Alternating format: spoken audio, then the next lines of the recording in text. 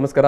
ಆರೋಗ್ಯ ಕಾರ್ಯಕ್ರಮಕ್ಕೆ ಸ್ವಾಗತ. ಇದು ಮಂಗಳೂರಿನ ಏನೋಪಾಯ ಮೆಡಿಕಲ್ ಕಾಲೇಜ್ ಮತ್ತು ಆಸ್ಪತ್ರೆ ಅರ್ಪಿಸುವಂಥ ಆರೋಗ್ಯ ಕಾರ್ಯಕ್ರಮ. ಇವತ್ತಿನ ಈ ಒಂದು ಮಾತುಕತೆಯಲ್ಲಿ ನಾವು ಕ್ಷಯರೋಗದ ಬಗ್ಗೆ ಮತ್ತು ಕ್ಷಯರೋಗಕ್ಕೆ ಯೋಗದ ಮೂಲಕ ಏನು ಚಿಕಿತ್ಸೆ, ಏನು ಪರಿಹಾರ ಅನ್ನೋ ಬಗ್ಗೆ ಮಾತಾಡಲಿಕ್ಕಿದ್ದೇವೆ. ಈ ಸಂದರ್ಭದಲ್ಲಿ ನಮ್ಮ ಜೊತೆಗೆ ಡಾಕ್ಟರ್ ವಿದ್ಯಾ ಹಿರೇಮಠ ಅವರಿದ್ದಾರೆ. ನಾನು ಡಾಕ್ಟರ್ ವಿದ್ಯಾ ಹಿರೇಮಠ ಅವರನ್ನು ಈ ಒಂದು ಮಾತುಕತೆಗೆ ಪ್ರೀತಿಯಿಂದ ಸಮಸ್ತ ವೀಕ್ಷಕರ ಪರವಾಗಿ ಸ್ವಾಗತ ಮಾಡ್ತಿದ್ದೇನೆ. ನಮಸ್ಕಾರ ಮೇಡಮ್.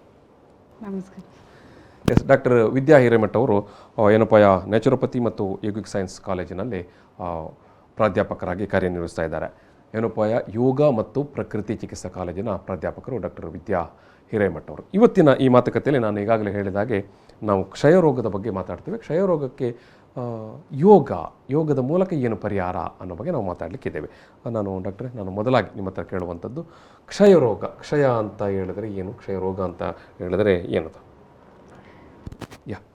ಕ್ಷಯರೋಗವೆಂದರೆ ಮೈಕೋಬ್ಯಾಕ್ಟೀರಿಯಂ ಟ್ಯೂಬರ್ಕುಲೋಸಿಸ್ ಎನ್ನೋ ಬ್ಯಾಕ್ಟೀರಿಯಾದಿಂದ ಉಂಟಾಗುವಂಥ ಸಾಂಕ್ರಾಮಿಕ ಮತ್ತು ಮಾರಣಾಂತಿಕ ಕಾಯಿಲೆ. ಇದು ಯಾವ ರೀತಿಯಾಗಿ ಸ್ಪ್ರೆಡ್ ಆಗುತ್ತೆ?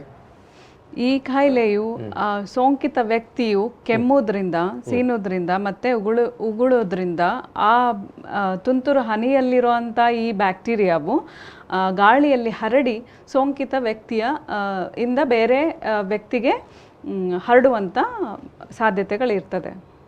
ಈಗ ಡಾಕ್ಟ್ರೆ, ಈ ಕ್ಷಯರೋಗ ಬಂದಿರುವ ಬಗ್ಗೆ ಏನಾದರೂ ಲಕ್ಷಣಗಳು ಗೋಚರಿಸುತ್ತಾ?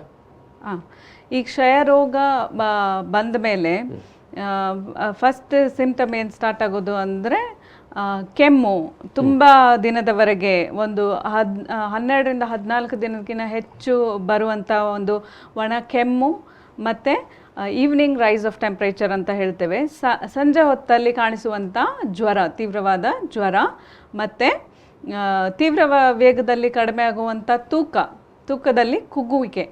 ಡಾಕ್ಟರ್, ಸಾಮಾನ್ಯವಾಗಿ ಈಗ ಈ ಒಂದು ಕ್ಷಯರೋಗ ಬಂದ ಸಂದರ್ಭದಲ್ಲಿ ಏನಾದರೂ ವ್ಯಕ್ತಿಯ ದೇಹದಲ್ಲಿ ಲಕ್ಷಣಗಳು ಗೋಚರಿಸುತ್ತಾ? ಹೇಗೆ ಲಕ್ಷಣಗಳು ಎಂದರೆ ಕ್ಷಯರೋಗದಲ್ಲಿ ಸಂಜೆ ಹೊತ್ತಲ್ಲಿ ಉಂಟಾಗುವಂಥ ಜ್ವರ, ಮತ್ತು ಕೆಮ್ಮು, ಒಣ ಕೆಮ್ಮು, 14 ದಿನಕ್ಕಿಂತ ಜಾಸ್ತಿ ಉಂಟಾಗುವಂಥ ಕೆಮ್ಮು, ಮತ್ತು ತೀವ್ರ ವೇಗದಲ್ಲಿ ಕಡಿಮೆ ಆಗುವಂಥ ದೇಹದ ತೂಕ, ಮತ್ತು ರೋಗ ನಿರೋಧ ಶಕ್ತಿ ಕುಗ್ಗುವಿಕೆ, ಮತ್ತು ರಾತ್ರಿ ಅತಿಯಾಗಿ ಬೆವರುವುದು, ಈ ಥರದ್ದು, ಮತ್ತು ಕಫದಲ್ಲಿ ರಕ್ತ ಕಾಣಿಸೋದು, ಈ ಥರ ತುಂಬ ಲಕ್ಷಣಗಳು ಕಾಣಿಸ್ತದೆ.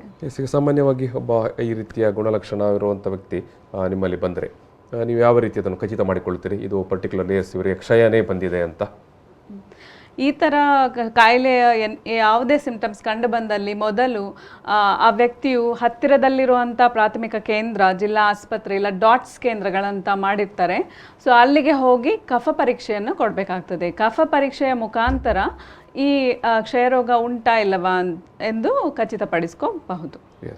ಈಗ ಇದೊಂದು ಯಾವೆಲ್ಲ ದೇಹದ ಭಾಗಗಳಿಗೆ ಸಮಸ್ಯೆಯನ್ನು ತಂದುಕೊಡುತ್ತೆ ಅಂತ?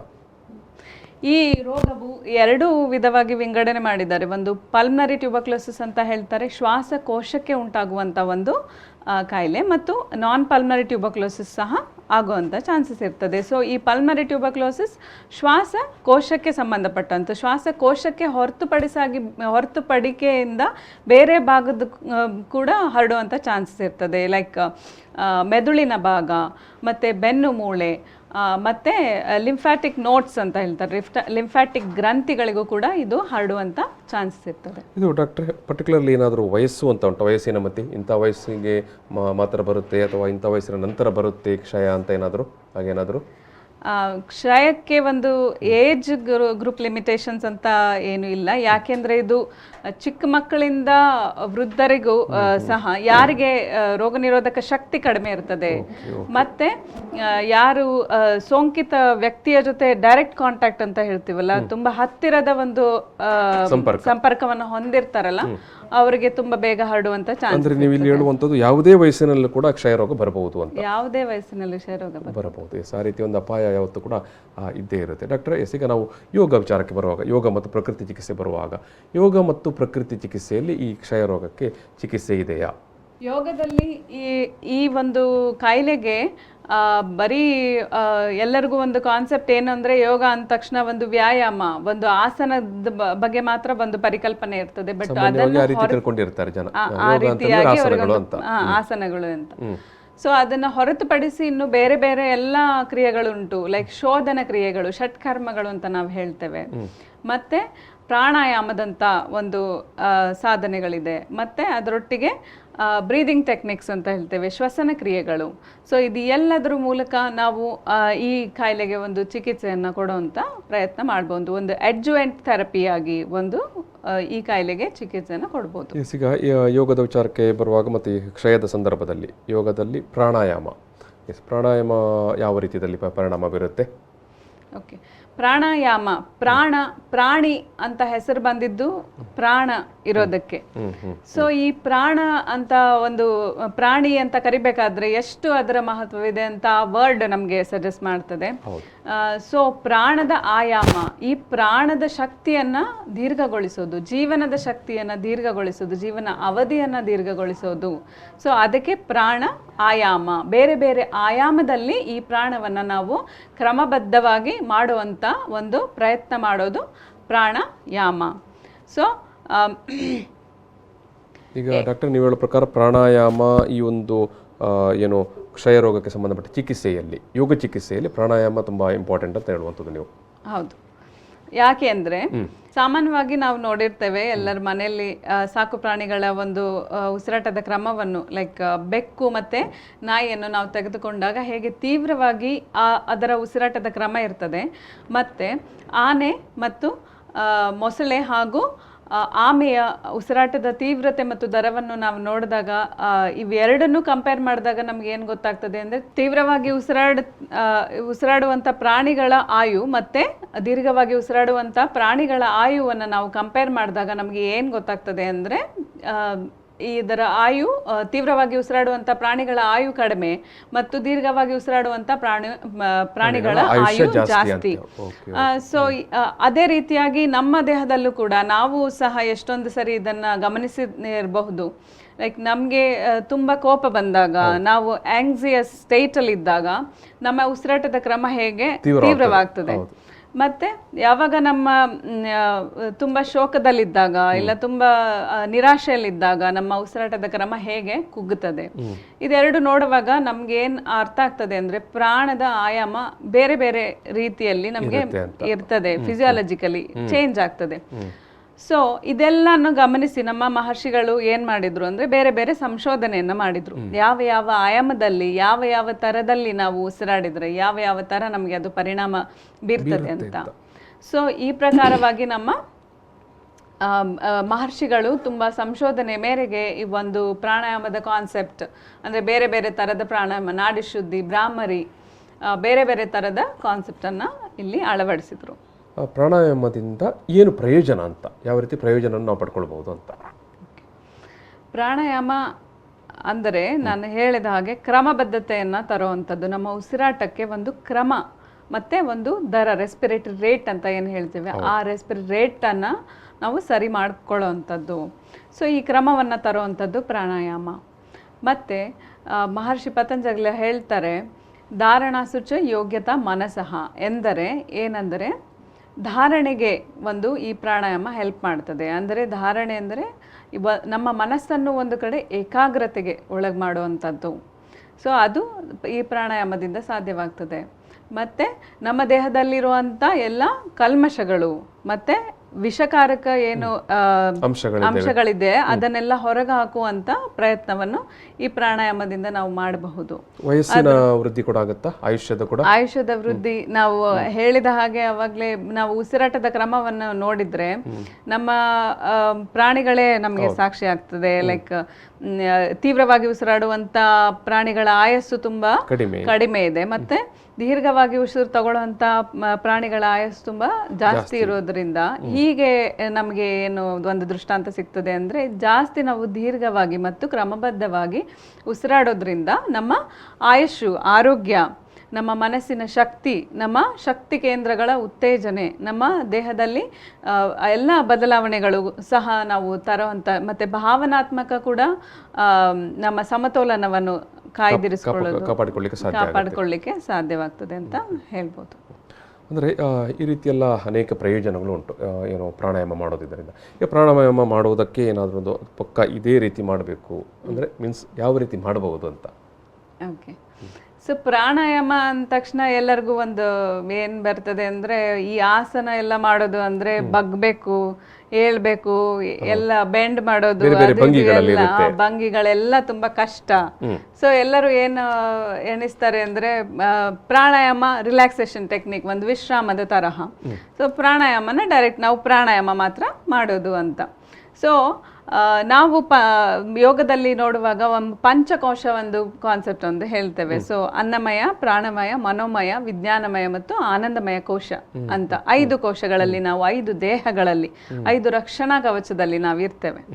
ಸೊ ಫಸ್ಟ್ ನಾವು ಪ್ರಿಲಿಮಿನರಿ ಯಾವಾಗಲೂ ನಾವು ಸ್ಟಾರ್ಟ್ ಮಾಡೋದು ಹೇಗೆ ಅಂದರೆ, ಈಗ ನಾವು ಮೆಟ್ಟಿಲ ಮೇಲೆ ನಿಲ್ಬೇಕು ಅಂದ್ರೆ ಫಸ್ಟ್ ಒಂದೊಂದೇ ಸ್ಟೆಪ್ ಅನ್ನ ಇಡ್ತಾ ಹೋಗ್ತೇವೆ. ಅದೇ ರೀತಿಯಾಗಿ ಫಸ್ಟ್ ನಾವು ನಮ್ಮ ದೇಹದ ಭಂಗಿಗಳು, ನೀವೇನು ಹೇಳಿದ್ರಿ, ಆಸನಗಳ ಮೂಲಕ ನಾವು ಒಂದು ಪ್ರಾಣಾಯಾಮದಲ್ಲಿ ದೀರ್ಘಕಾಲೀನವಾಗಿ ಕೂತ್ಕೊಂಡು ನಾವು ಪ್ರಾಣಾಯಾಮ ಮಾಡಬೇಕು ಅಂದ್ರೆ ದೇಹದ ಭಂಗಿಗಳ ಫಸ್ಟ್ ಕರೆಕ್ಷನ್ಸ್ ಮಾಡ್ಕೋಬೇಕು.